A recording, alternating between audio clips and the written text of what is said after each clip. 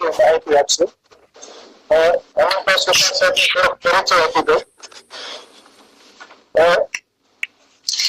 સુભાષ સાહેબે BSc physics કરેલ અને એમાંથી બાયોલોજી ગ્રહણ કરેલ, જીપીએસસી પરીક્ષા પાસ કરી, આરએફઓ, એસીએફ અને બીસીએફ તરીકે સેવા આપી. ડેપ્યુટી કન્ઝર્વેટર ઓફ ફોરેસ્ટ તરીકે તેઓ નિવૃત્ત થયેલ અને હાલ ટેકનિકલ ઓફિસર તરીકે ગુજરાત ઔષધીય વનસ્પતિ બોર્ડ ગાંધીનગર સેવા આપી રહેલ છે. શ્રી હિમંતભાઈ સુથાર સાહેબે 21 થી વધુ પુસ્તકોનું લેખન અને સંપાદન કરેલ છે. વિવિધ મેગેઝિનમાં 200 થી વધુ લેખ અને છાપામાં 400 થી વધુ લેખો પ્રકાશિત થયેલ છે. તેમજ 100 થી વધુ રેડિયો ટોક પણ આપેલ છે. એટલે ફોરેસ્ટ ઓફિસર તરીકે તેમણે સાહિત્યમાં પણ સારું યોગદાન આપેલ છે. તો હું વક્તા શ્રી હેમંતભાઈ સુથાર સાહેબને વિનંતી કરું કે તેઓ પોતાનું વક્તવ્ય હવે શરૂ કરી શકે છે. નમસ્કાર સર.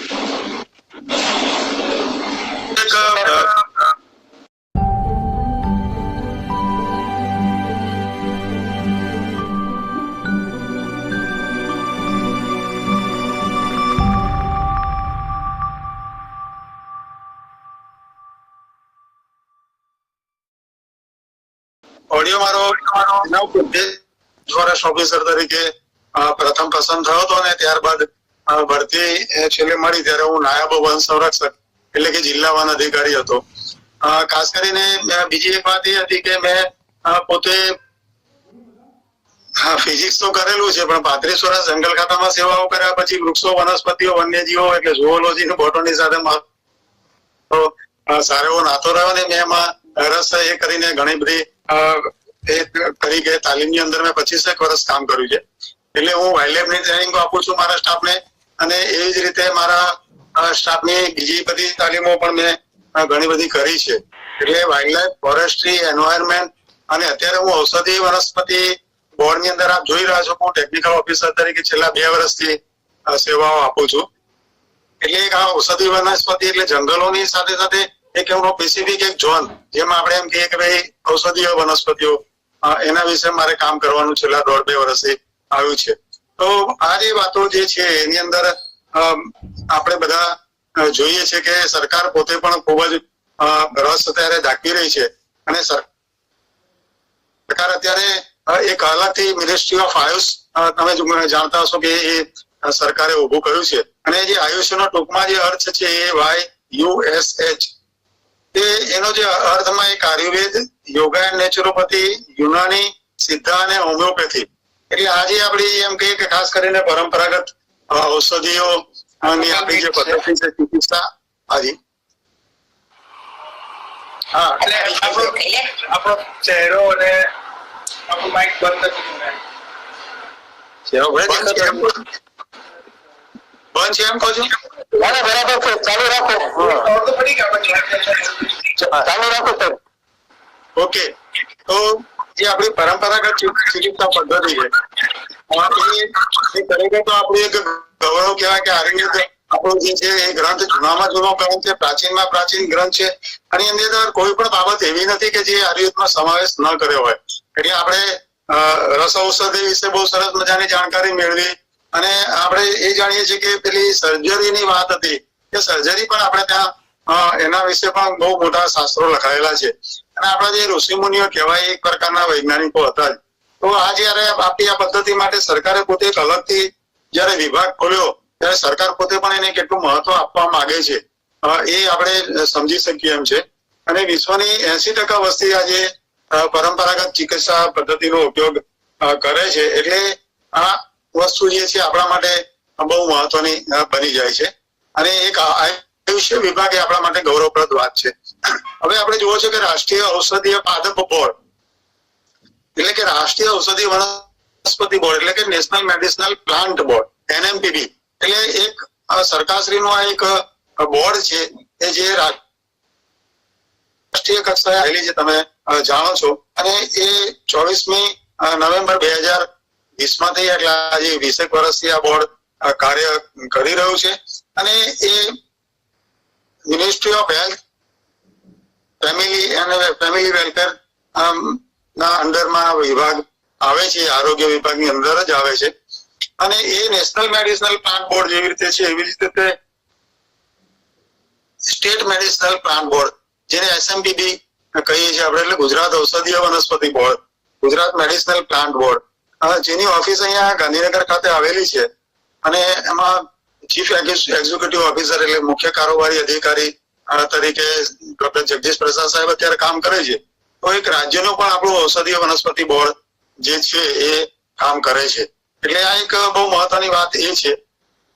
બીજું એક છે કે રિજિયોનલ કમ ફેસિલેશન સેન્ટર, એટલે કે આ ક્ષેત્રીય જે છે આપણું વેસ્ટર્ન ઝોન છે એ વેસ્ટર્ન ઝોન માટેના જે ફેસિલેશન કરવાની છે ઔષધીય બાબતની એ નેશનલ મેડિસિનલ પ્લાન્ટ બોર્ડના અંડરમાં જે 4 રાજ્યો છે પશ્ચિમ ઝોનના વેસ્ટર્ન રિજનના, જેમાં મહારાષ્ટ્ર, મધ્યપ્રદેશ, રાજસ્થાન, ગુજરાત નો સમાવેશ થાય છે. એનું જે કામ કરે છે એની એક હેડ ઓફિસ પૂના ખાતે છે. હવે હું આ બધા માળખાની વાત કરું છું ત્યારે તમને ખાસ એટલા માટે ધ્યાન દોરવા માંગુ છું કે જયારે તમે ઔષધીય વનસ્પતિની ખેતી કરવા વિચાર કરતા હોય કે એના વિશે વિચારણા કરતા હોય ત્યારે આ એનું માળખું સમજવું જરૂરી છે કે નેશનલ, રાષ્ટ્રીય એટલે કેન્દ્ર કક્ષાએ, રાજ્ય કક્ષાએ અને ક્ષેત્રીય કક્ષાએ જુદી જુદી શાખાઓ કામ કરે છે, એટલે જુદા જુદા વિભાગો કામ કરે છે, બોર્ડ કામ કરે છે. હવે મેડિસિનલ પ્લાન્ટ બોર્ડ, બીજું છે medicinal aromatic plants research station Anand.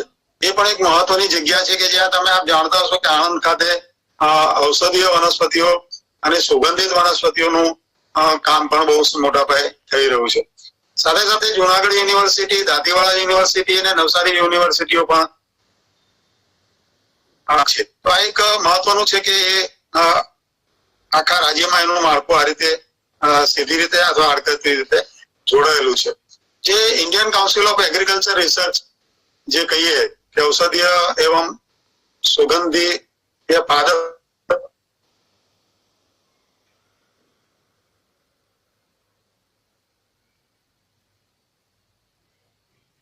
અનુસંધાન નિદેશાલય, ટૂંકમાં ICAR કહીએ છીએ, એના અંડરમાં આવી 25 રાજ્ય એટલે આખા ગુજરાતની અંદર એટલે આખા ભારતની અંદર, રાષ્ટ્રની અંદર 25 જેટલા ડાયરેક્ટર કામ કરે છે અને આ જે છે તે director of medicinal and aromatic plant research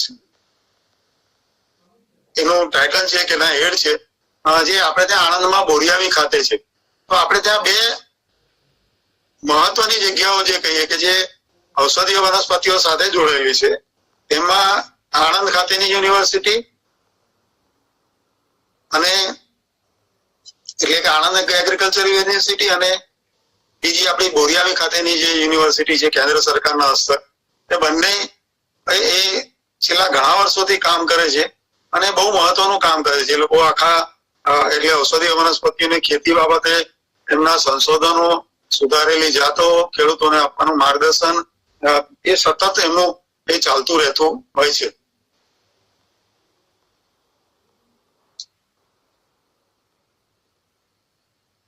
આ બધી જે સંસ્થાઓ છે એનું મુખ્ય જે કામ કરીએ કે NMPB national medicinal plant board, GMPB Gujarat medicinal plant board ની જો મુખ્ય કાર્ય અને ભૂમિકા કહીએ તો એક તો જાગૃતિ લાવવું, બીજું ખેતીનું માર્ગદર્શન આપવું અને એનું પ્રોત્સાહન આપવું, એના સંબંધિત સંશોધનો કરવા, એના સંબંધિત જે પ્રોસેસ કરવાની આવે કે જે ઔષધિઓ છે તેને મૂલ્યવર્ધન કરવાનું હોય અને એને જે કાચો માલ કે એને મૂલ્યવર્ધન કરીને ઉપયોગ લાયક એમાંથી ચૂર્ણ હોય કે પાવડર હોય, એના રસ હોય કે એની ટેબ્લેટ્સ હોય કે એના બીજા જે સંયોજનો કહીએ આપણે જે બનાવવાનો હોય, એનું કામ જે છે એ પ્રોસેસિંગ ને માર્કેટિંગનું પણ વિષય છે.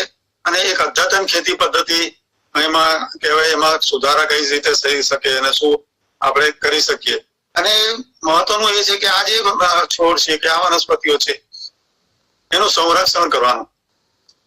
એટલે સંરક્ષણ 2 રીતના થાય છે. એમાં ખાસ કરીને કે લોકોને જાગૃત કરવાનો, સાથે લોકોને એવા છોડ પૂરા પાડવાનું, એવા વૃક્ષો પૂરા પાડવાનું અને સાથે સાથે એના વાવેતરો કરવાનું, એ મુખ્ય કામ જે પછી ગુજરાત મેડિસિનલ પ્લાન્ટ બોર્ડ અને NMPB કરે છે.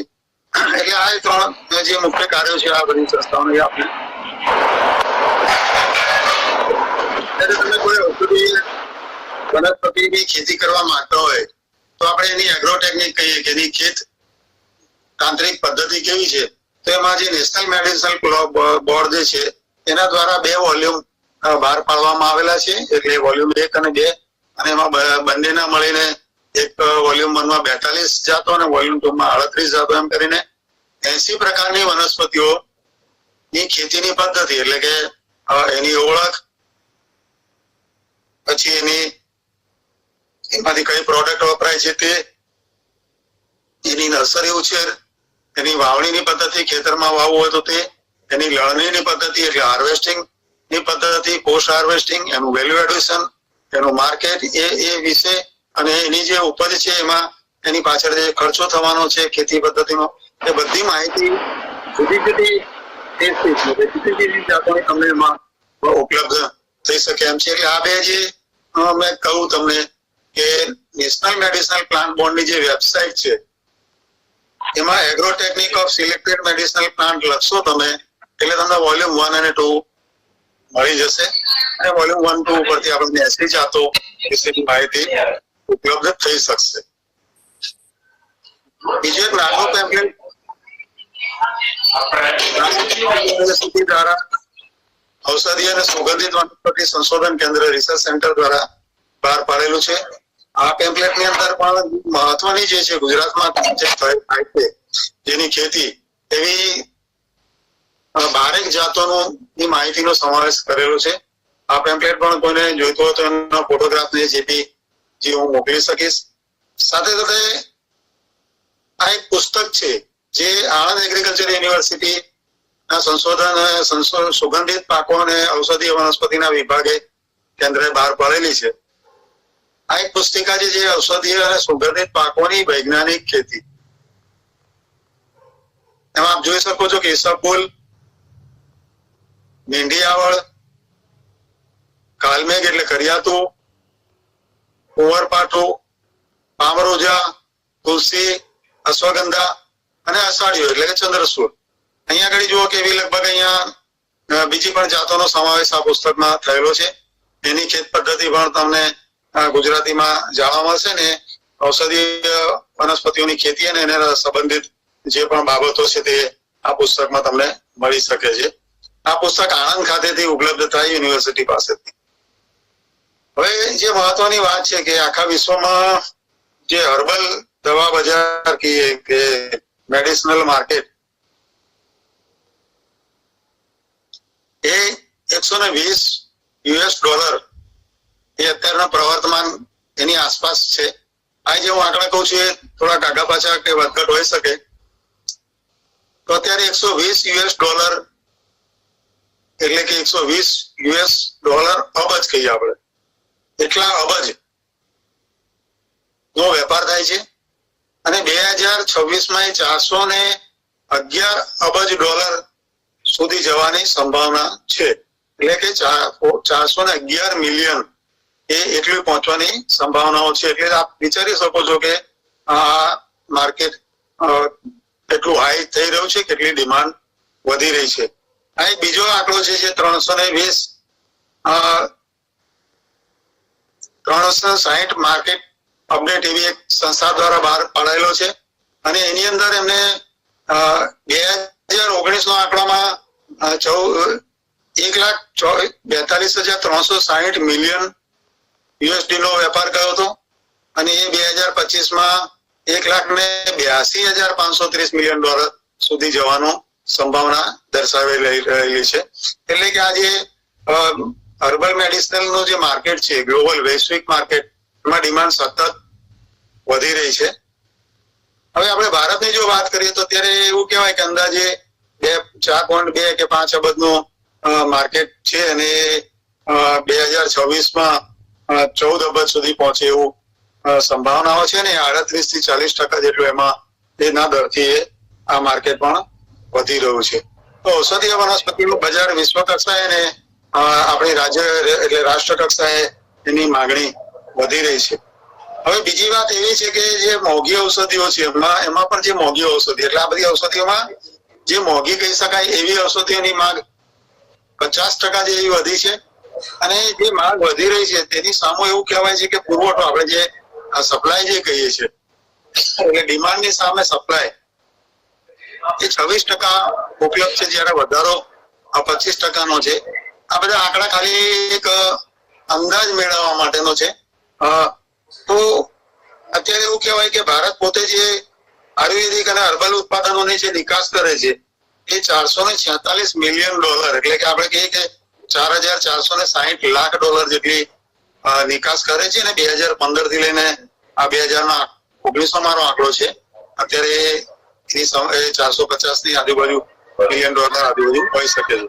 તો આ 2015 થી સતત એની આપણી નિકાસ પણ વધી રહી છે. હવે મારી પાસે થોડા જૂના આંકડા છે ઔષધીય પાકોની નિકાસના ભારતના.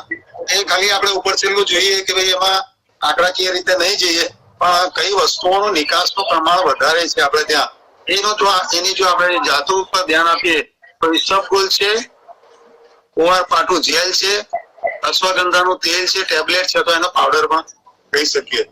પછી બ્રાહ્મી, ગુગળ પાવડર, કાલમેઘ એટલે કે કરિયાતું, લીંડી પીપર, સર્પગંધા, શતાવરી, તુલસી, પિમ્પરમેન્ટ, સેના, હરડે અને અરડુસી એનો પાવડર. તો તમે જો કે આ 2014-2015 ના આંકડા મારી જોડે આણંદ યુનિવર્સિટીના હતા. મારી જોડે અત્યારે પ્રવર્તમાન આંકડા એકદમ ઉપલબ્ધ નથી. અને થોડીક એક તકલીફ એ પણ છે કે આપણે ત્યાં અત્યારે ભારતમાં અને આપણા રાજ્ય કક્ષાએ ખરેખર કેટલી ડિમાન્ડ છે કોઈ વસ્તુની એ આપણને જાણવા નથી મળતું. હવે આ માટે અમે ફાર્મસીઓ સાથે માહિતી મંગાવીએ છીએ. તો ઘણી બધી ફાર્મસીઓ માહિતી આપવામાં અચકાય છે ને એ આપતી નથી માહિતી. કારણ કે એવું અત્યારે અમારી પાસે જયારે બહુ માગણી કરવામાં આવી ત્યારે એક પહેલા 230 ને પછી 160 એટલે લગભગ 460 જેટલી ફાર્મસીઓ ગુજરાતમાંથી જે છે એ લોકોએ અમને માહિતી હમણાં મોકલાવી છે. અને અત્યારે એનું અમે કોમ્પાઇલેશન કરી રહ્યા છીએ. તો આપણી આ 460 એટલે કે 500 જેટલી ફાર્મસીઓ કઈ કઈ પ્રોડક્ટમાં કેટલું ઉત્પાદન કરે છે અને કઈ ડિમાન્ડ હોય છે તેમની એના આંકડા આપણે ટૂંક સમયમાં બહાર પાડી શકીશું. અત્યારે એનું અમારે સંકલન ચાલી રહ્યું છે.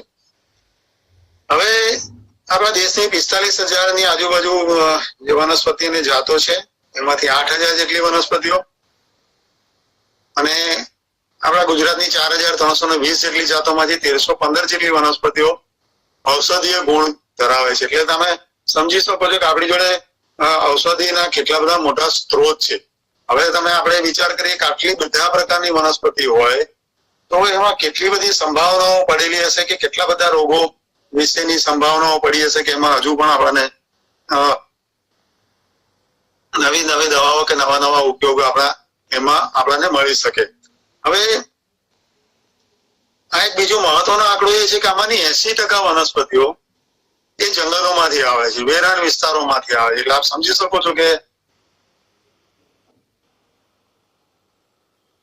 ઔષધી વનસ્પતિની જયારે આપણે ખેતીની વાત કરીએ છીએ ત્યારે એ કેટલું મહત્વનું બની જાય છે. કારણ કે આપણા જે કુદરતી સ્ત્રોતો અને જંગલો છે એમાંથી જો 80% જેટલી વનસ્પતિઓ આવતી હોય તો આ કુદરતી રીતે ઉગેલી વનસ્પતિઓ છે, પહેલી વાત. બીજી વાત, એમાંથી જયારે આપણે જે પણ ગ્રામ્ય કક્ષાએ કે જંગલમાં જે પણ વ્યક્તિઓ કે લોકો એનો એ લાવે છે, કાઢીને કે ઉકાળીને લાવે છે, એ લોકો ફરીથી એને જંગલમાં રોપતા નથી. એટલે કુદરતી રીતે જો એ ફરીથી ઉગે તો વાત છે. બાકી માનવીય રીતે આપણે કોઈ જંગલોમાં એ વનસ્પતિઓ ફરીથી પુનઃસ્થાપિત કરતા નથી કે ઉગાડતા નથી. અને ખેતી તો એવી ઘણી બધી વનસ્પતિઓ છે કે જેની ખેતી થતી નથી. તો હવે સ્થિતિ એવી છે કે એક તરફ ડિમાન્ડ વધી છે, એક તરફ લોકો ત્યાંથી એના જંગલોમાંથી જે વનસ્પતિઓ છે કાઢવાના સ્ત્રોત વધી રહ્યા છે એના ઉપયોગને કારણે. તો એ વધુમાં વધુ જંગલોમાંથી વનસ્પતિઓ નીકળી રહી છે. અને આજે એવું કહેવાય છે કે 69% જે વનસ્પતિ છે તો એની પદ્ધતિ પણ બરાબર નથી કે જે નુકસાન થાય એવી રીતે એકત્ર કરવામાં આવે. એટલે ધારો કે જંગલોમાંથી મૂસળી કાઢવામાં આવતી હોય તો મૂસળી પછી નવી મૂસળી તો ઉગે જ નહીં, અને એના બી આવે અને એનો સ્પ્રેડ થાય પહેલા નીકળી ગયું હોય. તો એવી ઘણી બધી બેરડા છે, આંબળા છે, તો એવી ઘણી વનસ્પતિઓ એવી છે કે જે જંગલમાંથી સીધી જ આવે છે અને એ નુકસાન થાય તે રીતે તેનો નિકાલ કરવામાં કાઢવામાં આવે છે.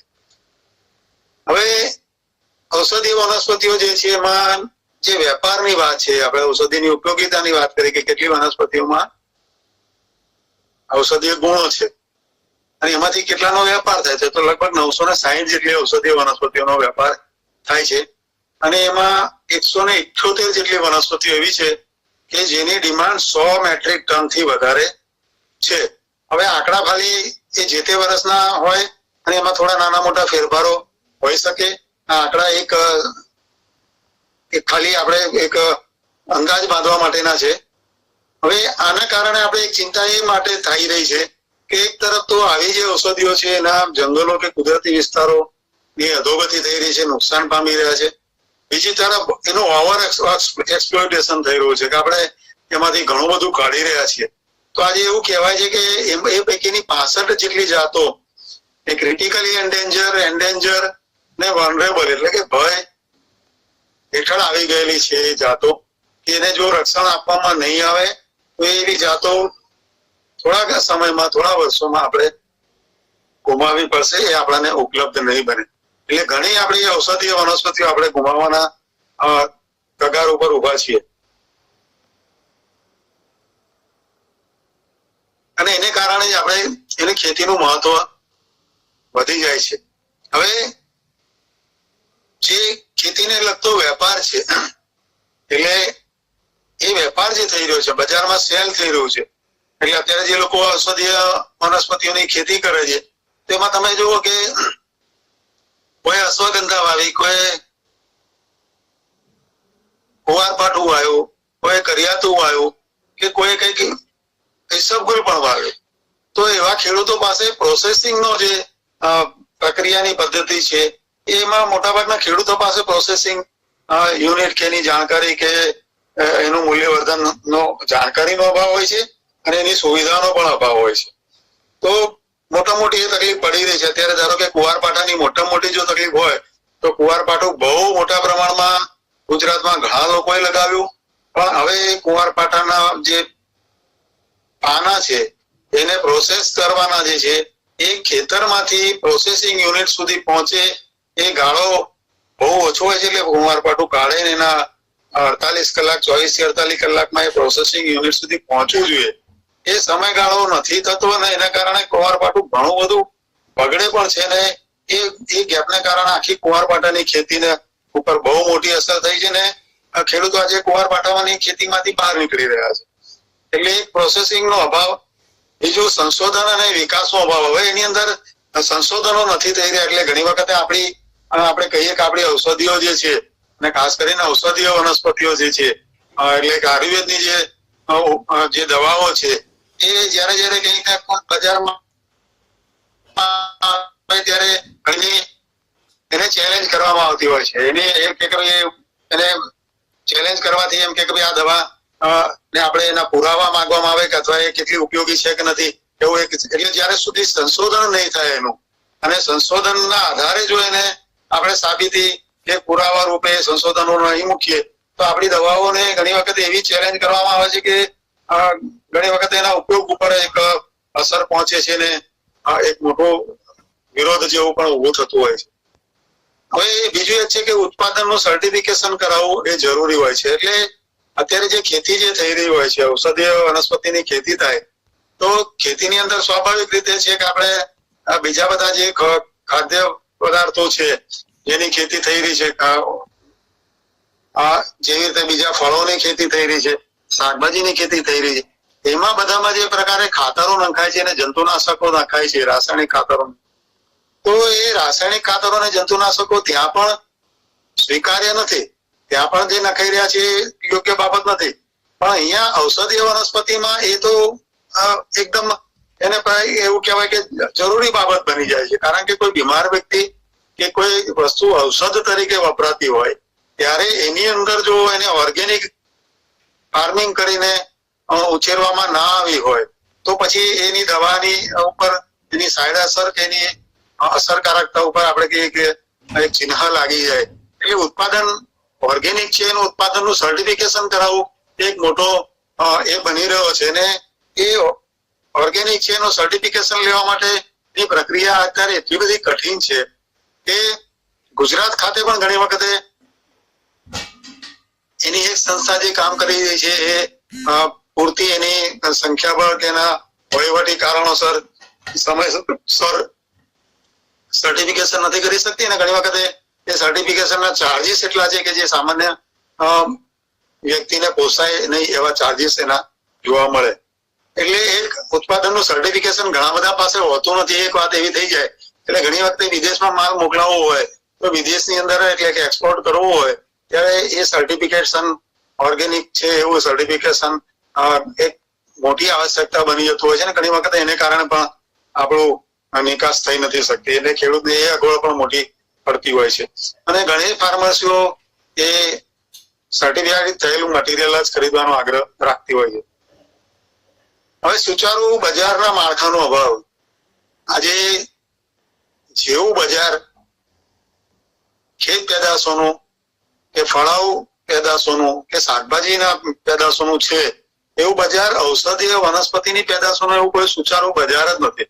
એટલે આપણા ત્યાં આખા ગુજરાતમાં એપીએમસી ચાલતી હોય તો એપીએમસી જે બધા અનાજનો લે વેચ વેપાર કરે કે એવું બધું કરે ને એનું સરસ માળખું રચેલું હોય અને એના ભાવ મળતા હોય, એના લઘુત્તમ ભાવો મળતા હોય એવું અને લે વેચ કરવા વાળી ચોક્કસ એજન્સી કે ચોક્કસ વેપારીઓ કે ચોક્કસ ટ્રેડર કે ચોક્કસ બજાર હોવું જોઈએ એવું ક્યાંય ગુજરાતની અંદર આપણે જોઈએ કે ઔષધીય વનસ્પતિઓનું એવું કોઈ બજાર નથી કે જેને કારણે કોઈ ખેડૂત ત્યાં જઈને પોતાની કોઈ ઉપજ જે પણ હોય કે અશ્વગંધા એને કરી હોય કે તુલસી કરી હોય કે એને કરિયાતું કર્યું છે એની ઉપજનું એને વેચવા ક્યાં જવું.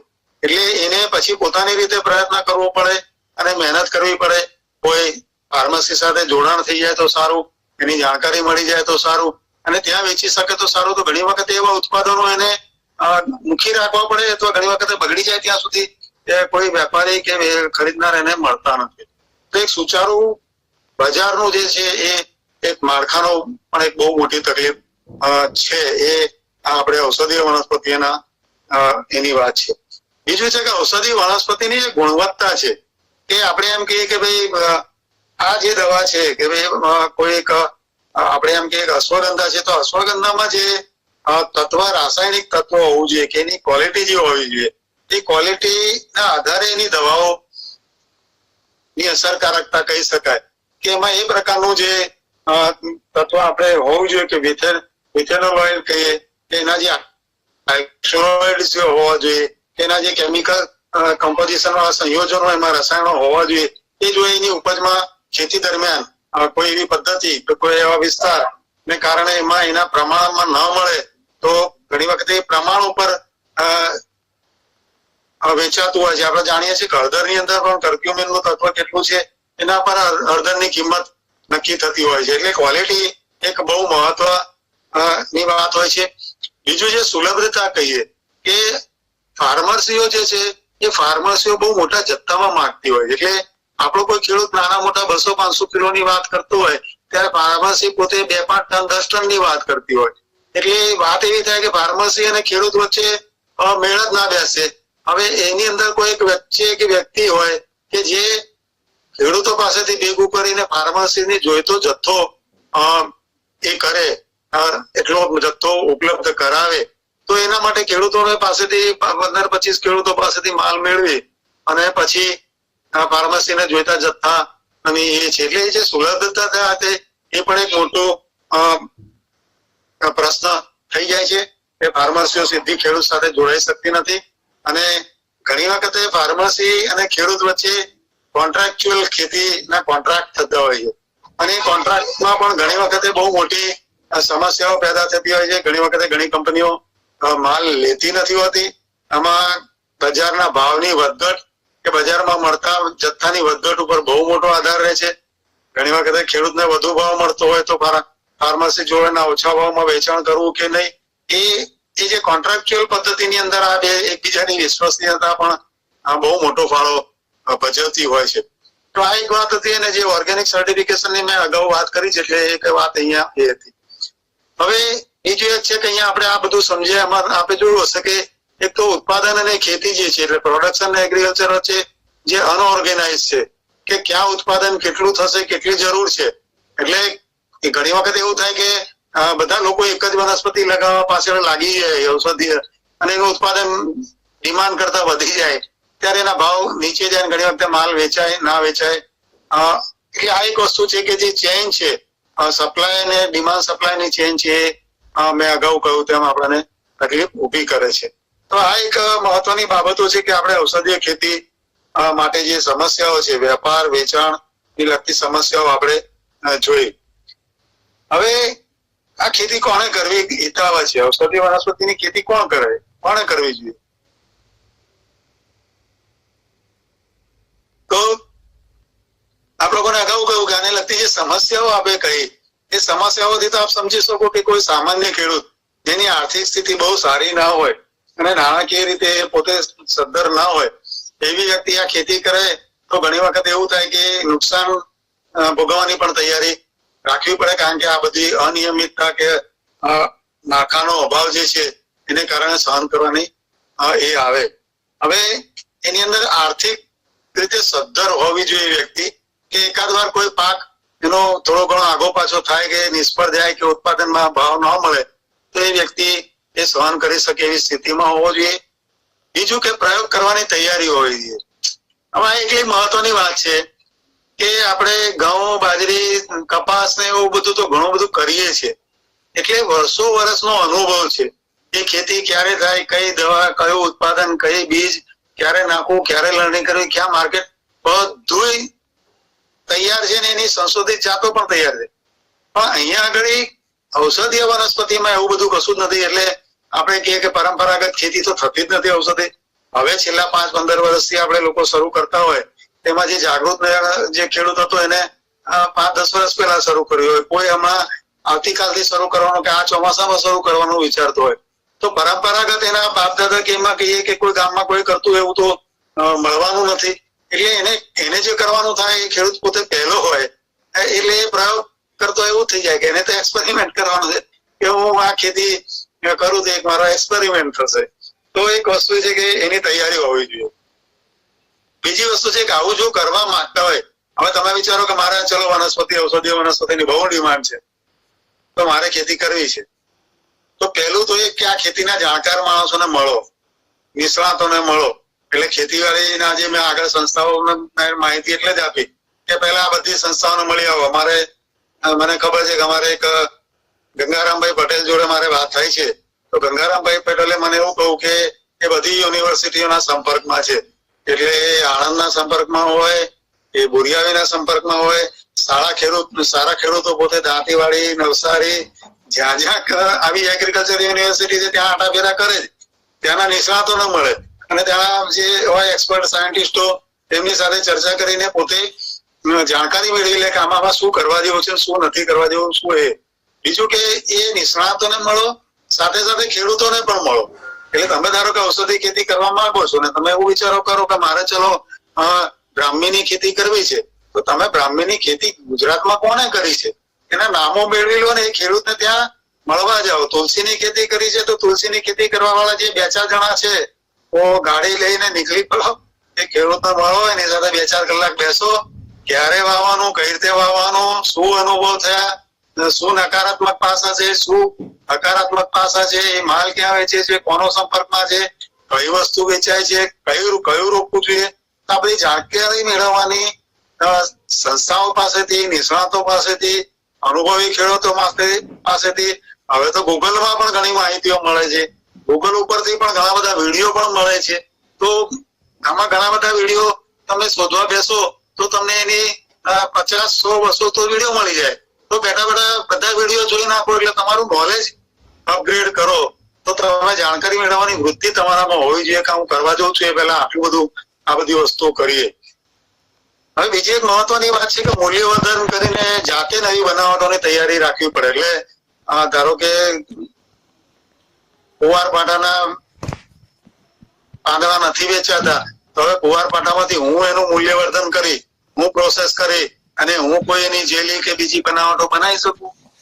આમળાની ખેતી હોય તો આમળાના, મારી પાસે આમળા ઘણા છે, આમળા હવે થયા, તેમાંથી રસ બનાવવો હોય કે આમળાની કેન્ડી બનાવવી હોય કે આમળાનો મુરબ્બો બનાવવો હોય કે એનો પાવડર બનાવવાનો હોય, તે મૂલ્યવર્ધન કરી શકાય એવી સ્થિતિમાં છીએ. તો એવું થયું કે આપણે પ્રોડક્ટ કર્યું ને આપણે જ બનાવ્યું, તો પછી એક સ્ટેજ આપણે આગળ વધી ગયા. તો એ ઘણી વખત એવો માલ વેચવામાં આપણે સરળ પડી શકે. એટલે આ એક મહત્વની વાત છે કે આપણે મૂલ્યવર્ધન કરીને એની બનાવટની તૈયારી પણ રાખવી જોઈએ. બીજી વાત એ છે કે ઘણી વખતે તમે ખેતી કરો ત્યારે બજારનો સંપર્ક કરી લો કે ભાઈ કોઈ ફાર્મસીઓ હોય, એ ફાર્મસીઓના સંપર્કમાં તમે આવી જ શકતા હોય કે આ ફાર્મસીઓને આમળાની જરૂર પડે છે, આ ફાર્મસીઓને ભેળાની જરૂર પડે છે, તેવી કઈ ફાર્મસીઓ છે એની સાથે વાતચીત થઈ જાય, એમના સંપર્કમાં રહીએ. એના કોઈ ટ્રેડર્સ હોય, એના કોઈ એજન્ટ હોય, તે લોકોની સાથે સંપર્કમાં અગાઉથી કરી રાખો કે ભાઈ હું કરવા જઈ રહ્યો છું, તો ક્યાં ક્યાં લેવાય છે ને કોણ કોણ લેવાય છે, એવા 5-15 માણસોના નામ, એજન્સીના નામ હોય આપણે.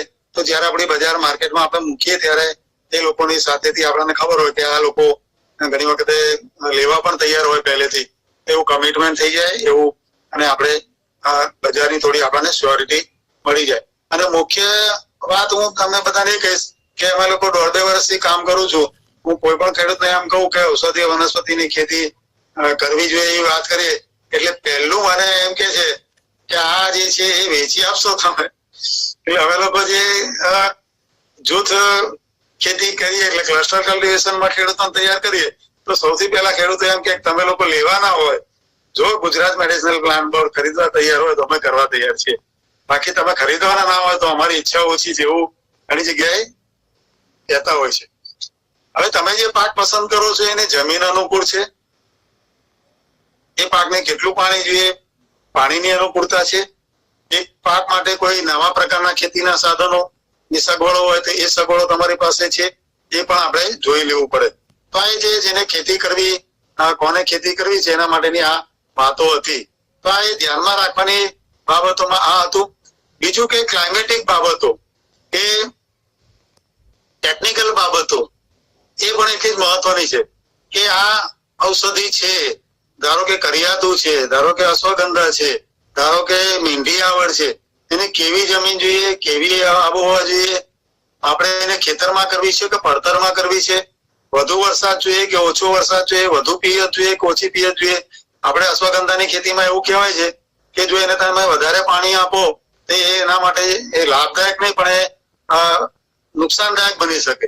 એટલે અશ્વગંધાની ખેતીમાં બહુ પાણી આપીને બહુ મોટો છોડ કરી નાખવાનો, જો ખાતર પાણી વધારે આપીને કરી દઈએ તો એ ઘણી વખત એ ફાયદાકારક નથી બનતું અને એના મૂળ વધી જાય અથવા મૂળની ગુણવત્તામાં બગાડ થતો હોય. પછી જમીનની આવજતમાં એને ખેડ કરવી, ક્યારી કરવી કે શેઢે પાડે કરવી, એ પણ મહત્વનું છે. ખાતરની વાત એ છે કે આપણે રાસાયણિક ખાતર એને હાલવા છે કે નથી આપવાના, કારણ કે રાસાયણિક ખાતર તો કોઈ પણ ઔષધિ વનસ્પતિમાં ના અપાય જ આવે છે. તો એની જગ્યાએ આપણે છાણિયું ખાતર હોય કે વર્મી કલ્ચર ખાતર હોય કે દિવેલાનો ખોળ, લીમડાનો ખોળ, એવા બધા ઘણા વિકલ્પો આપણી પાસે, જીવામૃત કેવા વિકલ્પો હોય, અને જૈવિક જંતુનાશકોની ઉપયોગ કરી શકવાની એ બધીની સગવડ કરવી પડે. પછી વાત એવું છે કે ઉત્પાદનનો સમયગાળો, એટલે હું જે રોપવા જઈ રહ્યો છું એ 6 મહિનાનો પાક છે, 2 મહિનાનો પાક છે કે વર્ષનો પાક છે કે 2 વર્ષનો કે 5 વર્ષ, એ પણ એક ઇમ્પોર્ટન્ટ છે કે આ વરસાયું છે કે બહુ વરસાયું છે. પછી આપણે જયારે આખું ખેતર એ કરવા માંગતા હોઈએ ફક્ત ઔષધિ માટે, તો ઘણી વખતે એવું થાય કે એમાં આંતરપાક કરી શકીએ. પછી આપણે શાકભાજી કે કઠોળ કે આપણે બીજા કોઈ પાક લેવા હોય વૃક્ષોના, તો એ આપણે કરી શકીએ કે નહીં, એ પણ આપણે ધ્યાનમાં લેવું જોઈએ. ખેતીની જે આ બધી બાબતો છે, તાંત્રિક બાબતો છે, એની વાવણી છે, એની માવજત છે, એની લણણી છે, એની સાવચેતી છે, આ બધી વસ્તુ આપણે જાણવી પડે. હવે સાથે સાથે એ વસ્તુ છે કે આનો કયો ભાગ વેચાય છે, કારણ કે જે ભાગ વેચાય છે એટલે કોકમાં એના પાન વેચાય છે, કોકમાં એના ફળ વેચાય છે, કોકમાં એના મૂળ વેચાય છે, કોકમાં એની છાલ વેચાય છે. તો કયો ભાગ વેચાય છે એ પણ આપણે જાણવું જોઈએ ને એમાં કયો તત્વ હોય તો એની ગુણવત્તા સારી ગણાય છે. એટલે આ બધી વસ્તુઓ દરેક ખેડૂતોએ વનસ્પતિની ખેતી કરતી વખતે આ તાંત્રિક બાબતોનું પણ ધ્યાન રાખવું જોઈએ. એટલે જે જરૂરી પાસાઓની મેં જે વાત કરી કે ગુણવત્તા સભર વાવેતર એટલે QPM ક્વોલિટી પ્લાન્ટિંગ મટીરિયલ, એટલે એક બહુ મહત્વની વાત છે જેમાં હું આગળ કરવાનો છું. એ રીતે સારી કૃષિ પદ્ધતિઓ કામમાં ગુડ એગ્રીકલ્ચર પ્રેક્ટિસ કઈ છે પર્ટિક્યુલર ખેતીની, અને પછી એની હાર્વેસ્ટિંગ સારી પદ્ધતિ કઈ છે એ પણ આપણે જાણી લેવું જોઈએ. હવે આ બધી વાતો મેં કરી છે જેમાં જમીન અનુકૂળ છે કે નહીં, પિયતની પૂરતી સગવડ છે કે નહીં, પિયત કેટલું જોઈએ તે, મારી આર્થિક ક્ષમતા છે કે નહીં. હવે જ્યારે ખેતીની કરતા હોઈએ ત્યારે મોટાભાગે સેન્દ્રિય ખાતર વાપરવું હિતાવહ છે. જમીનને સમતલ કરવાની અને તેની સફાઈ કરવાની જરૂરી છે. ખેડાણ કરવાનું હોય, વૃક્ષો માટે ખાડા કરવાના હોય એ પણ જરૂરી છે. હવે ઔષધીય વનસ્પતિમાં શું નહીં કરવું, તો એવું કે છે કે જે વનસ્પતિ દૂષિત એટલે જે જમીન દૂષિત થયેલી હોય, પોલ્યુટેડ હોય, કે ત્યાં કોઈ બીજી જમીનમાં કોઈ સાઈડ નેગેટિવ કોઈ રાસાયણિક હોય કે કોઈ દોષ હોય તેવી જમીનમાં ખેતી ઔષધીય વનસ્પતિની કરવી જોઈએ નહીં, કારણ કે એમાં ઔષધમાં એના ગુણ આવે ને. પછી જ્યાં સંડાસ કરતા હોય કે ગંદકી કરતા હોય એવી જગ્યાઓ પણ આવી ઔષધિમાં ઉપયોગમાં નહીં લેવી જોઈએ. કે માનવ વળ હોય કે માનવનું ડિસ્પોઝ થતું હોય ઉકરડા કે એવી જગ્યાએ વનસ્પતિઓ ઉગાડવી નહીં જોઈએ. આગળ કહ્યું એમ નબળી ગુણવત્તા વાળા બીજ અને છોડ પસંદ નહીં કરવા જોઈએ. જંતુનાશકો નહીં છાંટવા જોઈએ, જંતુનાશકોનો ઉપયોગ નહીં કરવો જોઈએ. પછી એની જરૂરિયાત કરતા પાણીની વધઘટની આપી મેં વાત કરી દીધી છે. હવે આ બધી વનસ્પતિઓમાં એવું છે કે મોટાભાગે બહુ વર્ષાયુ વનસ્પતિ હોય છે, એટલે સમયસર એનું નિંદણ દૂર થઈ જાય તો સારું છે.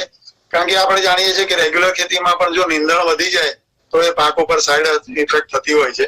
એટલે આપણે એનું નિંદણ કે વીડિંગ કહીએ એ આપણે સમયસર કરતા રહેવું જોઈએ. તો આ જે વાત હતી એ ખેતીની માહિતી છે, પૂરતી માહિતી લેવી જોઈએ એની. બીજું કે આ જે મોટાભાગની ઔષધીય વનસ્પતિઓ છે તેમાં એવું કહેવાય છે કે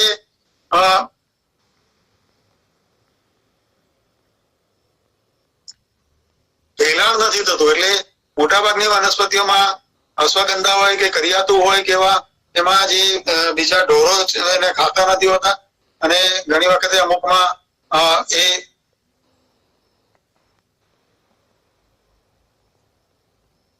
મોટા ભાગના જીવજંતુઓ એટલે કે કીટકો કે રોગચાળો પણ ઘણી વનસ્પતિઓમાં ઔષધીય વનસ્પતિઓમાં થતો નથી. તમારો સ્ક્રીન શેર થાય છે? સર સ્ક્રીન શેર નથી થતું પરથી. આપણા ખેતરમાં રહેવાના છે એ આપણે સમજી લેવાની જરૂર છે. એટલે ઘણી વખતે આપણે રોપી દઈએ પછી એમ થાય કે હવે આ વૃક્ષો તો લાંબા સમય, અને વૃક્ષોને રોપવામાં બીજી વાત છે કે એની ઉપજ આપણને તાત્કાલિક નથી મળવાની. એટલે સ્વાભાવિક રીતે સરગવો અને આંબળા થોડા એમાં સુધારેલી જાતોમાં હવે થોડા વહેલા મળે. પણ તમે ચંદન લગાવીને બેઠા હો તો ચંદન તો જયારે એની જાડાઈ ગોળાઈ પકડે તો 15 કે 20 વર્ષ પછી ચંદન તમારે કાપવાનો વારો આવે એવું સમજવાનું. તો 15 કે 20 વર્ષ સુધી તમારું ખેતર કે તમારી જમીન એ રોકાયેલી છે, એમાંથી કોઈ ઉપજ આપણને મળવાની નથી એવું આપણે સમજી લેવું પડે.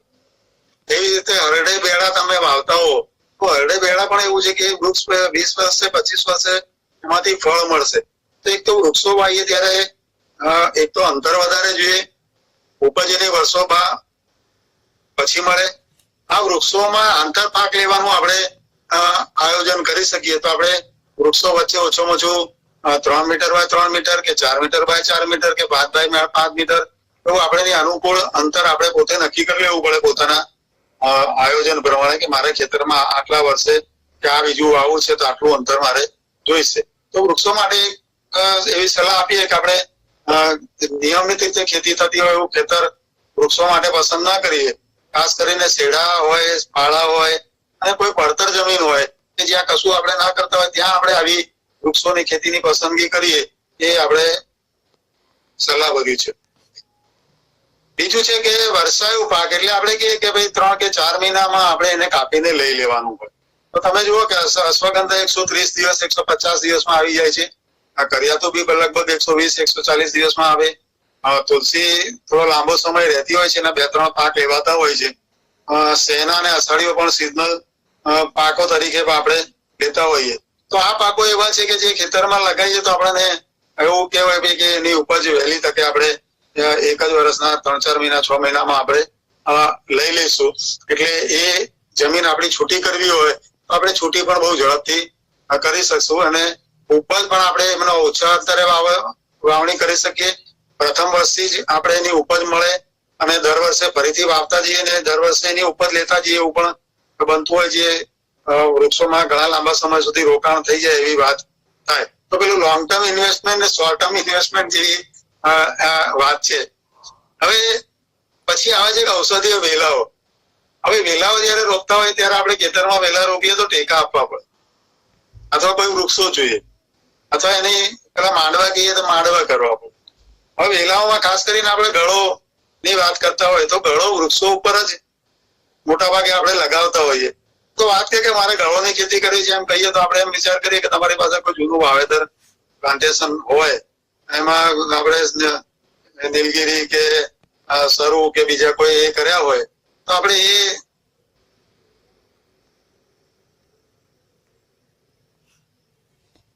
એ રીતે આપણે એને વિચારીએ. સતાવરીને પણ એના ટેકાની જરૂર પડતી હોય છે. આપણે સતાવરી છે, ડોળી પણ છે. તો આપણે જેટલા વેલાની વાત હું કરી રહ્યો છું અહીંયા આગળ એ વેલામાં બહુ ચોખ્ખું છે કે એને આપણે ટેકા આપવા પડશે અથવા કોઈ વૃક્ષો હોય તેના આધારે કરવા પડશે. એટલે ખુલ્લા ખેતરની અંદર કરીએ તો પણ એને માળવા બનાવવાની વાત થશે. ફરી મને સ્ક્રીન શેરિંગ પછી બંધ થઈ ગયું કે મારે શું કરવું પડશે. એટલે હવે પછી વાત આવે છે કે ક્રીપર એટલે જે કદાચ એમાં ટર્મિનોલોજીમાં થોડો ફરક આવતો હશે. જે જમીન ઉપર છવાઈ જતી હોય એટલે બ્રાહ્મી અને શંખપુષ્પી એવું છે જેને હું બે જાણું છું કે જે જમીન ઉપર પ્રસરતી હોય છે. એટલે આપણે બ્રાહ્મી લગાવીએ ત્યારે આપણે એમ વિચારીએ કે એ બ્રાહ્મીને આંતરપાક તરીકે લગાવીએ અથવા એની સાથે નીચે જમીનમાં આપણે ફેલાઈ જાય તો એ એવું થાય તો વાંધો નથી. એ પ્રમાણેની ખેતી આપણે આ બ્રાહ્મીની થતી હોય. તો આ જે આખી મેં જે લખ્યું છે અહીંયા આગળ એમાં એ ખાસ એક વસ્તુ એ જ વાત છે કે શું વાવવું છે, કેટલા સમય માટે વાવવું છે અને એની અંદર આંતરપાક લેવો છે કે નથી લેવો, કે દર વર્ષે પાક લેવો છે કે નથી લેવો, એ મહત્વની વાતો થઈ જાય. એ જરૂરી છે એટલે એ પ્રમાણે આપણે એ કરીએ. અહીંયા બીજું એક લખ્યું છે કે વનસ્પતિની સાચી કે ખોટી ઓળખ કે ચકાસણી કરવી. એટલે કોઈ પણ આંબા રોપી દેવા, કોઈ પણ આંબાની જાત રોપી દેવી છે, કોઈ પણ અશ્વગંધાની જાત રોપી દેવી છે, કે કોઈ પણ બ્રાહ્મી રોપી દેવી છે. તો એ આપણે એમ કહીએ કે ભાઈ સતાવરી, નેપાળી સતાવરી આવે ને આપણી દેશી સતાવરી, તો આપણે જે બીજ લઈએ ત્યારે વનસ્પતિની ખરી ઓળખ કરી લેવી જોઈએ. એની ઓળખ થઈ જાય. માર્ગદર્શન હોવું જોઈએ. પ્રાયોગિક શરૂઆત કરવી જોઈએ. એક વાત મેં કરી લીધી. હવે આ આખી ઔષધી ખેતીમાં બહુ જો મહત્વનો જો વિષય હોય તો સાચા ઉચ્ચ ગુણવત્તા વાળા બીજ મેળવવાનો અથવા પ્લાન્ટિંગ મટીરિયલ કે વાવણી મટીરિયલ મેળવવાનું છે. અને એ ક્યાંથી મળશે? એટલે અત્યારે એવું કહેવાય છે કે અત્યારે કરિયાતું છે, અશ્વગંધા છે, એની બહુ મોટી ડિમાન્ડ બજારમાં છે અને ઘણી વખતે એની શોર્ટેજ પણ ઊભી થયેલી હોય છે. એટલે એ બીજ તમને ના પણ મળે. એક તો તમે જે બીજ વાપરો છો કે તમે જે કટિંગ વાપરો છો કે તમે જે છોડ વાપરો છો, એક તો ગુણવત્તાયુક્ત અને પ્રમાણિત હોવા જોઈએ. બીજું કે એની આનુવંશિકતા એટલે જીનેટિકલી એ શુદ્ધ હોવા જોઈએ. એમાં ભેળસેળિયું કંઈ પણ આવું ના જોઈએ. હવે તમે જુઓ કે અશ્વગંધાનું બી લેવા જાઓ તો એમાં કાચું બી ને પાકું બી પણ હોઈ શકે. એવી જ રીતે કરિયાતુમાં પણ સારું બી ને કાચું બી ને અપરિપક્વ બી, તો એવી ભેળસેળમાં બીજી પણ ભેળસેળ થયેલી હોય. તો ભેળસેળ વગરનું ગુણવત્તાયુક્ત અને આપણે જે બીજની ટકાવારી જે કહીએ કે આ બીજની અંદરથી કેટલું બીજ એવું છે કે જે ઉપયોગી છે અને કેટલું બગાડવાનું અને કચરાપટ્ટી વાળું, એ જ. અને બીજું છે કે ઉચ્ચ અંકુરણ શક્તિ. એટલે આપણે જે બીજ લેવું છે એમાંથી 50% ઉગશે, 60% ઉગશે, 70, 80%, 100% કેટલું ઉગશે. એટલે એના માટે તાજું બી બહુ મહત્વનું હોય છે કે જે તે વર્ષનું બીજ લેવામાં આવે. ઘણી વખતે જૂનું બીજ લઈને આપણે વાવણી કરીએ તો આપણું ઘણી વખતે સદંતર ના ઉગે અથવા 40-50% પરિણામ મળે તો આપણે કરેલી બધી જ મહેનત અને આપણું આયોજન આખું વર્ષ બગડે. એટલે જે ક્વોલિટી પ્લાન્ટિંગ મટીરિયલ છે કે ગુણવત્તાયુક્ત વાવણી સામગ્રી એ પ્રથમ પાયાનો અને બહુ જ મહત્વનો વિષય છે. અને આપ જો જાણતા હશો કે જે આણંદની યુનિવર્સિટી છે એને ઈસબગુલ, મીંઢિયાળ એટલે કે સોનામુખી, અષાઢિયું એટલે કે ચંદ્રસૂર, કાલમેઘ એટલે કરિયાતું, પછી સફેદ મૂસલી, અશ્વગંધા, આ બધી જાતોની એની સુધારેલી જાતો છે. જે રીતે મગફળીમાં અને બીજા બધામાં આપણે સુધારેલી જાતો લગાવી છે એવી ઔષધિઓમાં પણ સુધારેલી જાતો છે જેની અંદર આ ગુણવત્તાયુક્ત આ ક્વોલિટી મટીરિયલ છે એવું આપણે કહી શકીએ. એવી સુધારેલી જાતો આપણે મેળવવાનો આગ્રહ રાખવો જોઈએ ને એવું જ વાવવાનો આગ્રહ રાખવો જોઈએ. તો આ એક આણંદની જે મેં કહી એમ જુદી જુદી કે વેરાયટી પણ એની અંદર ઉપલબ્ધ હોય છે, એટલે કે એની જે જુદી જુદી કિસ્મો પણ ઉપલબ્ધ હોય છે ને એ પ્રમાણિત હોય છે. તો આવી યુનિવર્સિટીઓ કે આવી સંસ્થાઓ પાસેથી આપણે માલ લેવાની એ રાખવી જોઈએ. અને એવો જે માલ લીધેલો છે ક્વોલિટી પ્લાન્ટિંગ મટીરિયલ, તો એના આધારે આપણને ઉત્પાદનની ગુણવત્તા મળવાની છે અને એ ઉત્પાદન આપણે ઓર્ગેનિક રીતે કરવાનું છે તે આપણે જોઈએ.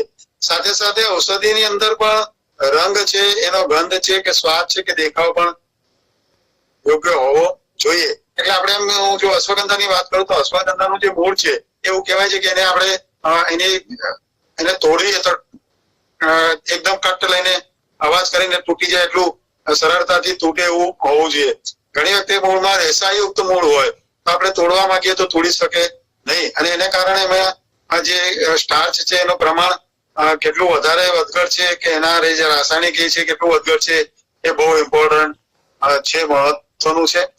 અને આ જે છે કે આ જે ઉત્પાદન આપણું જયારે કલેક્ટ કરીએ, આપણે મેળવીએ, ત્યારે એની અંદર કોઈ પણ જાતના જીવજંતુ કે કોઈ ફૂગ કે કોઈ પ્લાસ્ટિક નું ભેળસેળ મટીરિયલ ના થઈ જાય કે લોખંડની ચીજ વસ્તુઓ કે ધૂળ ના હોવી જોઈએ. કારણ કે આમાં આ બધી દવાઓ મળવાની છે કે બનવાની છે, તો દવાઓ બનતી હોય એ વસ્તુ એકદમ શુદ્ધ હોવી જરૂરી છે. એટલે જયારે એનું લણણી કરવામાં આવે ત્યારે એની અંદર બીજી કોઈ પણ અશુદ્ધિઓ ના ભળે એ આપણે જોવાની આપણી ફરજ બને છે. વેચાણ વ્યવસ્થા માટેની વાત એવી છે કે કોઈ પણ ખેડૂત કોઈ ઉપજ તૈયાર કરી લે તો એને જો અગાઉથી એની ભાવની ખબર હોય કે મારું આ વસ્તુ મારા હમણાં આટલા રૂપિયા જશે, મારા કુંવારપાઠાના પત્તા આટલામાં જશે, મારા તુલસીના પત્તા આટલામાં જશે, મારી અશ્વગંધાની ગાંઠો આટલામાં જશે, તો એ કેટલો ભાવ મળશે, તો કેટલી આપણે આવક થશે એ ખબર પડે. એમાં કેટલો ખર્ચો થવાનો છે મારી લાગતમાં એ ખેતી કરવામાં એ, અને એમાંથી શું મળવાનું છે તે, અને એ કરતા આપણને બેઠી આવક શું થશે એનો આઈડિયા આવે.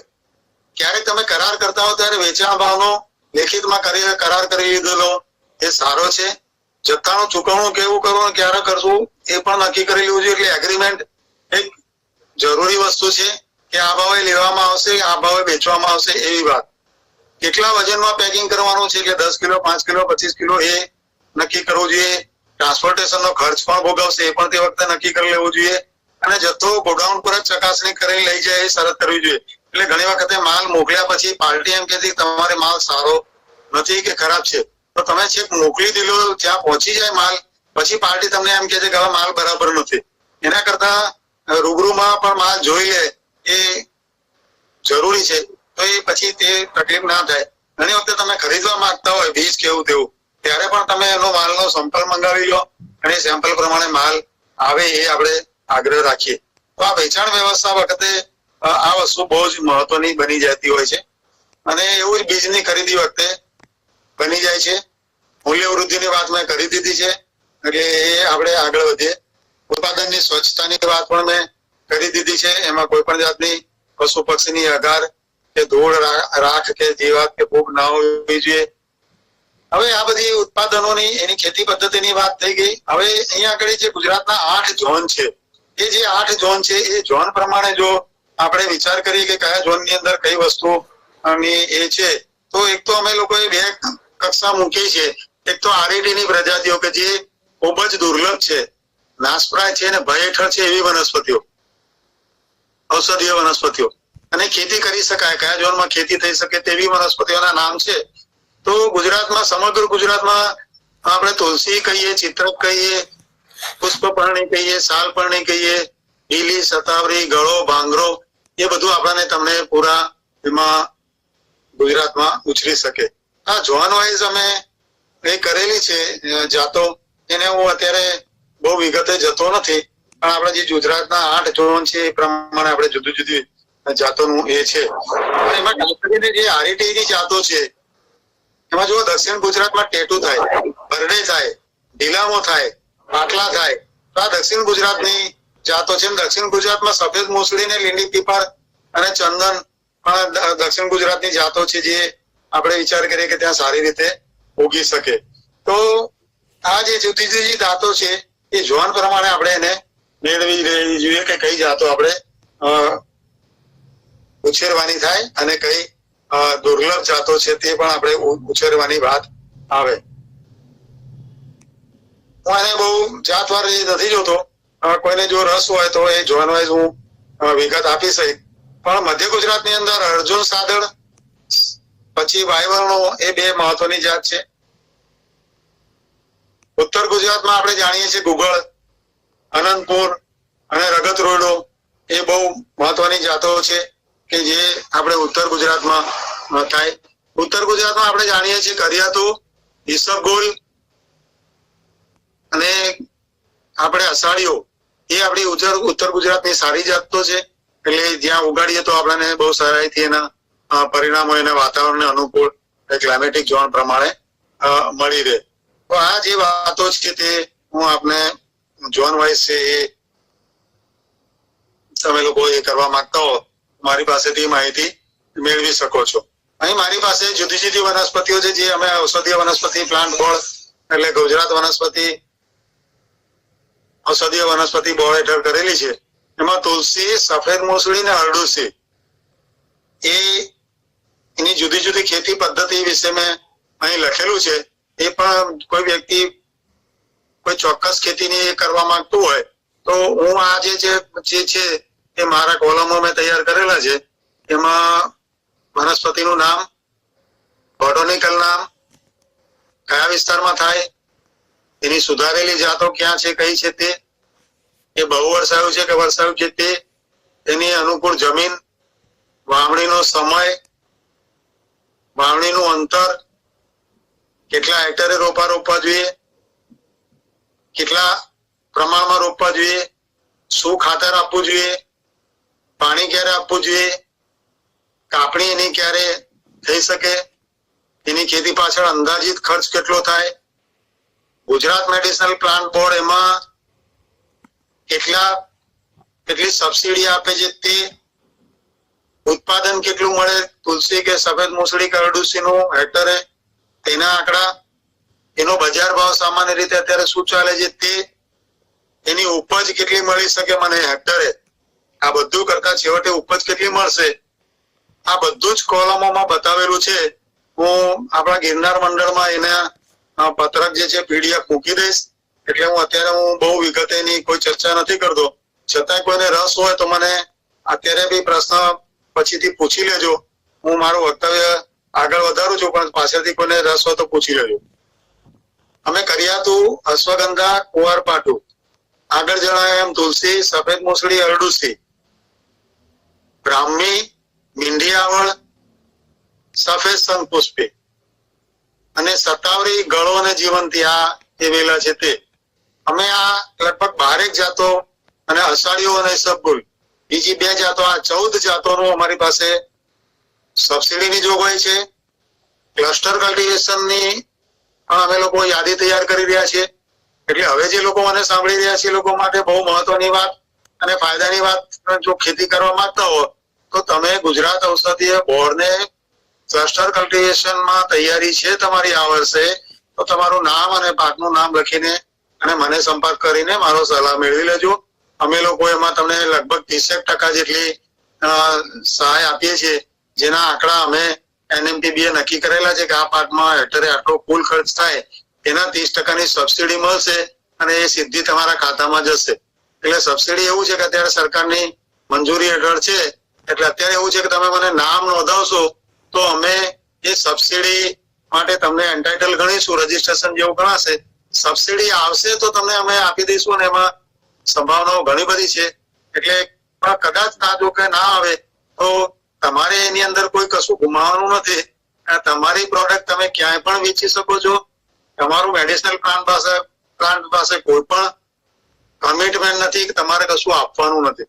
ખાલી તમે માહિતી આપો કે અમે આ ખેતી કરી છે ને આટલા હેક્ટરમાં કરી છે અને આ જગ્યા છે, આ જમીન છે, મારો ખાતા નંબર આ છે, બેંક ખાતા નંબર, અને અમે તમારી કરેલી ખેતીને ક્લસ્ટર કલ્ટિવેશનમાં કન્સિડર કરેલી એટલે તો અમે તમને એ પ્રમાણે સબસિડી આવેથી તમને એ પૈસા આપીશું.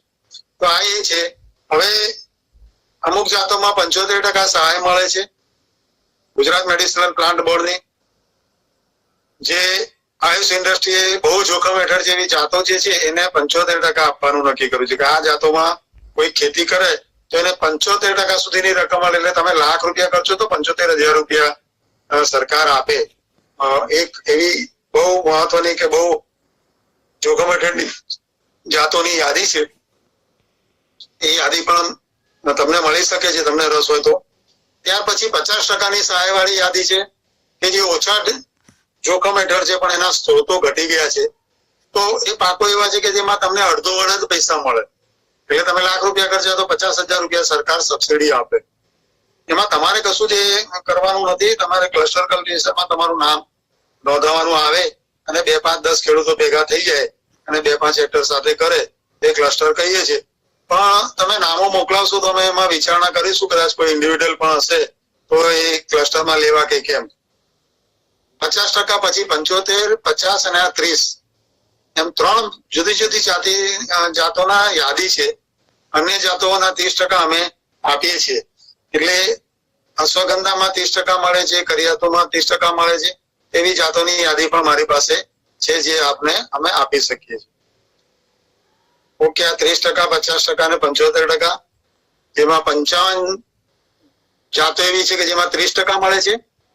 27 જાતો એવી છે કે એમાં 50% અમે સબસિડી આપીએ છીએ અને 75% જે સબસિડી અપાય છે એવી 13 જાતો છે. કુલ 95 પ્રકારની વનસ્પતિઓ, ઔષધીય વનસ્પતિઓ એવી છે કે જેમાં national medicinal plant board NMPB દ્વારા સહાય મળે છે, સબસિડી મળે છે. આ એની યાદી છે. હું એના નામ જો એ નથી કરી રહ્યો, પણ જેને રસ હોય એને જરૂર હોય એ NMPB ની વેબસાઇટ ઉપર પણ ઉપલબ્ધ છે. તો 30%, 50% અને 75% સબસિડીના યાદીના નામો મેં આપને બતાવ્યા. મેડિસિનલ પ્લાન્ટ બોર્ડ દ્વારા તુલસી, સતાવરી, ગળો, સફેદ મૂસળી, ચંદન. તો તુલસીમાં 15,752, સતાવરીમાં 32,818, ગળોમાં 14,439, સફેદ મૂસળીમાં 16,409, સફેદ મૂસળીમાં 1,64,090, ચંદનમાં 63,923. આ અમારી સહાય જે મળવા પાત્ર છે એ કયું છે.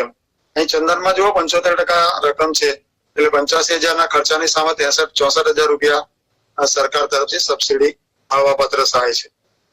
કરિયાતોમાં 13,127, અશ્વગંધામાં 13,127, આમળામાં 34,130, ડોડીમાં 54,696, કુંવારપાટામાં 22,316.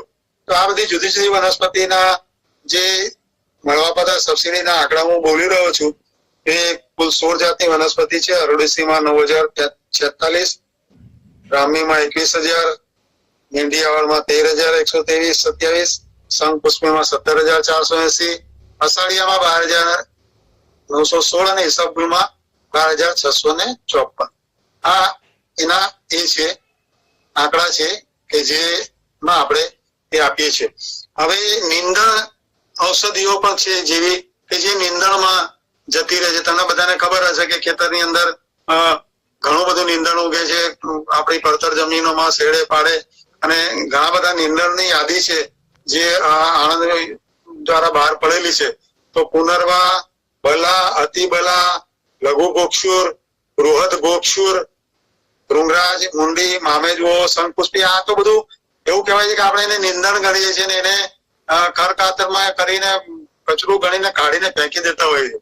અને એના જુદા જુદા ભાગ મૂળ ને બીજ ને પંચાંગ ને બધું બજારમાં વેચાય છે ને એની માંગ છે, પણ ઘણા લોકોને પરિચય નથી. મેતાલિયા સાહેબ બધી વનસ્પતિઓ આમાંથી બહુ સારી રીતે ઓળખે છે અને જાણે છે. અને આ બધી વનસ્પતિઓ આપણે કહીએ ને કે ઘાસ કચરું કરીને એને નકામું ગણીને નીંદણ ગણીને કાઢી નાખીએ છીએ, એવી લગભગ અહીંયા આગળ 28 જેટલી વનસ્પતિઓના નામ બહાર પડેલા છે કે જે એમનામ જ કાઢીને ફેંકી દેવામાં આવે છે. આ ધતુરો છે, અઘેડો છે, એવું તમે જુઓ કે એ બધું પણ દવામાં વપરાતું હોય છે. તો એના કયો ભાગ વપરાય છે અને એના શું ભાવ છે એ પણ આપણે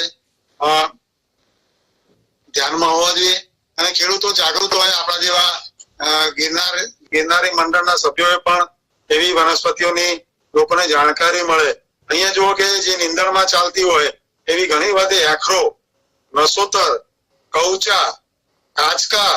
કૌચાની બહુ મોટી માંગ છે, એ આપણને ખબર છે. કાચકાની બહુ મોટી, હરણી, ચિત્ર, ચણોઠી, સતાવરી, આ બધી વસ્તુઓ તમે જુઓ કે એ બજારમાં એની ઔષધીય માટે માંગણી છે અને આપણે નીંદણ તરીકે એ કરી દઈએ છીએ અને એનો નિકાલ કરીએ છીએ. આ નીંદણ વાળું ઔષધીય વનસ્પતિઓ પણ આપણે એકત્ર કરવાનું. ખેડૂતો એવી નીંદણની વનસ્પતિઓ ભેગી કરે, એમાં કોઈ ખર્ચો લાગતો નથી.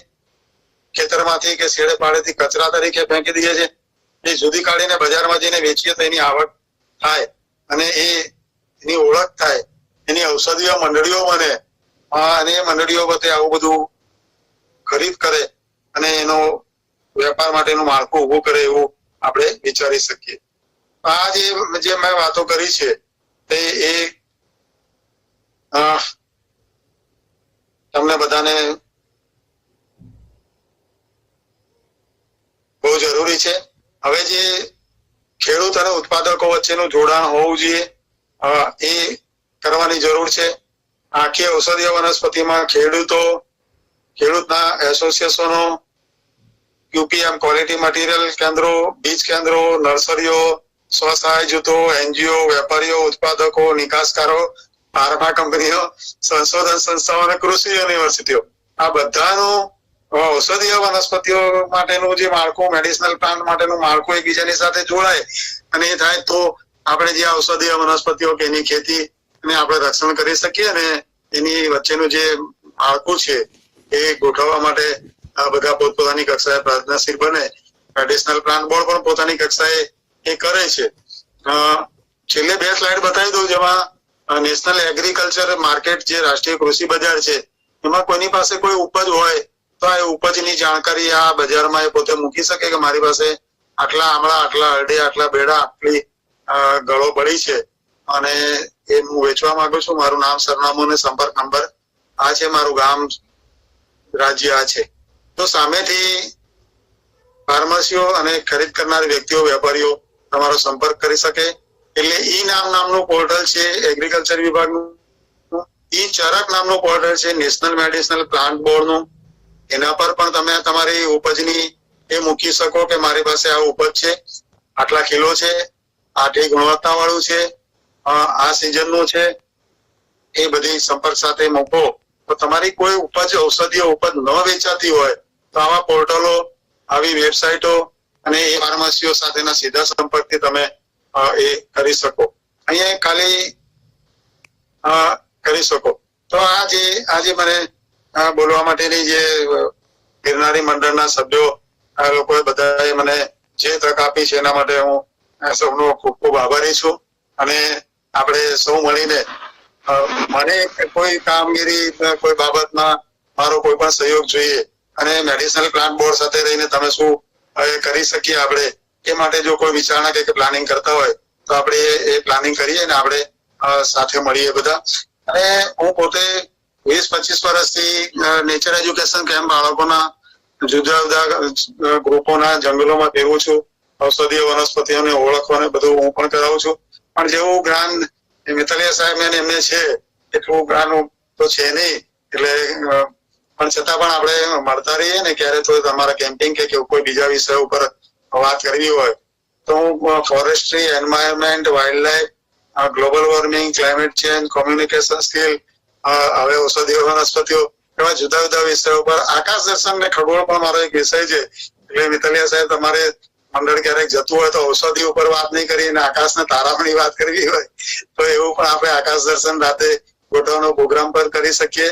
અને વૃક્ષ ઉપાસના પુસ્તકને કરી છે એમાં પણ ગ્રહો, નક્ષત્રો, તારાઓ અને વૃક્ષો સાથેના સંબંધો ને જોડવાનો પ્રયત્ન કરેલો છે. એ તો ફરીથી બધાનો ખૂબ ખૂબ આભાર માનું છું. Thank you. નમસ્કાર. નમસ્કાર સર, ખૂબ સરસ માહિતી આપી. ખૂબ ખૂબ આભાર ઔષધીય વનસ્પતિઓની ખેતી વિશે. હવે કોઈને પ્રશ્ન હોય તો પૂછી શકો છો.